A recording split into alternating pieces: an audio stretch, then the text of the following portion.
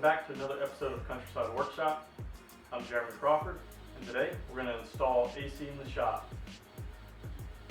For my purposes, I rent my shop, so to put a permanent solution in was just not in the budget, nor do I want to put something in that I have to leave here, so like a mini split system just wasn't going to cut it. There's many portable options.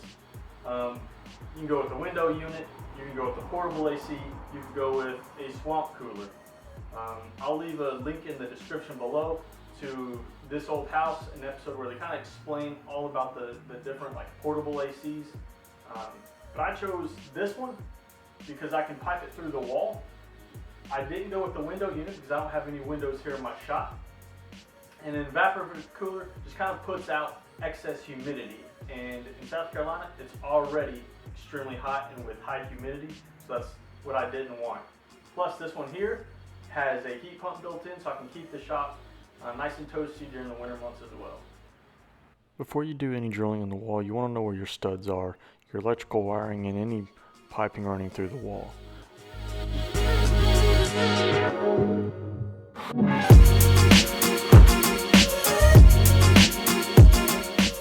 I'm also going to drill all the way through the outside just until I puncture the hole of the vinyl, and then I'll go to the outside and drill from the outside in. Now that I have the hole drilled here, it's a 4 1/8 inch hole, about an 1/8 inch bigger than what it required. I have one of these dryer duct vents that just has a little flap, and it's got an aluminum, a little tin piece of piping that'll go through the wall, and then I'll secure it and caulk it on the outside to make it weatherproof. But this way the air conditioner can vent directly outside, since I don't have a window in the shop, and I don't have another door or anything besides the garage door to vent it.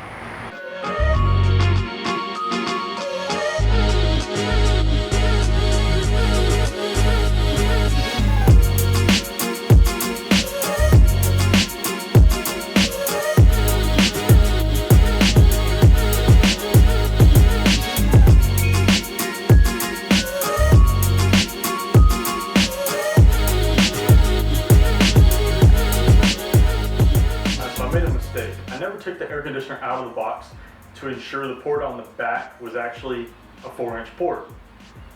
I went ahead and opened it, and in fact it is a 6-inch port, which means I should have drilled a 6-inch hole through the sheetrock so it would fit up to that hose. Frankly, I didn't want to go back to Home Depot, pick up a 6-inch hose saw, spend $60 or $70 on it. So I just went and picked up this $8 6-inch to 4-inch reducer. And now I can hook that 6-inch hose coming straight out of the AC right into this reducer, and I won't have to modify that at all.